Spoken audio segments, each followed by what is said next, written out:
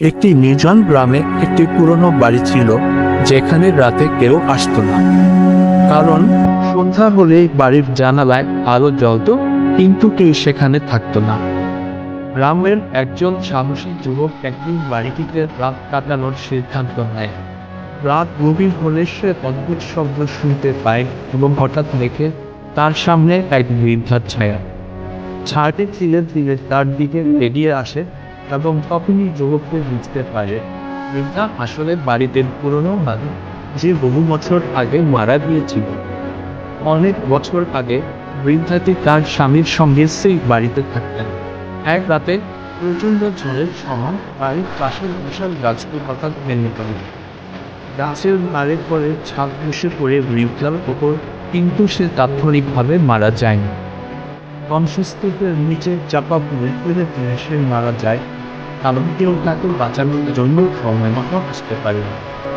সেই সময় থেকে তার আত্মা প্রতিশোধ পালিয়ে হয়েছে, কারণ তার বিশ্বাস গ্রামের লোকেরা ইচ্ছা করেই তাকে বাঁচায়নি।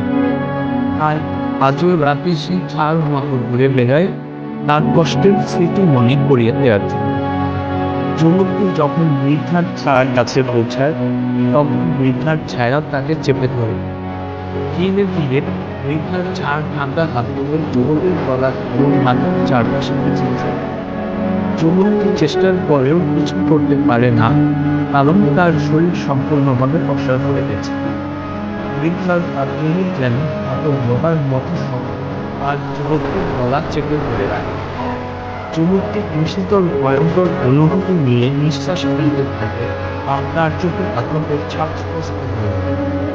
শেষ পর্যন্ত যুবকটির শ্বাস প্রশ্বাস বন্ধ হয়ে যায় এবং তার চোখ দুটি স্থির হয়ে যায়। বৃদ্ধার ছায়া তার দেহ থেকে সমস্ত শক্তি শোষণ করে নেয় এবং তারপর ধীরে ধীরে অন্ধকারে মিশে যায়। সকালে গ্রামের লোকেরা যুবকের নিথর দেহটি পায়। তার মুখে স্থির চিৎকারের আকারের চিহ্ন থাকে, যেন সে মৃত্যুর মুহূর্তে একটি অনন্ত ভয় অনুভব করেছে। যুবকটির মৃত্যু গ্রামবাসীদের মধ্যে গভীর ক্ষোভ ও আতঙ্ক সৃষ্টি করে। তারা বুঝতে পারে যে বৃদ্ধার আত্মাই এই নির্মম হত্যার জন্য দায়ী।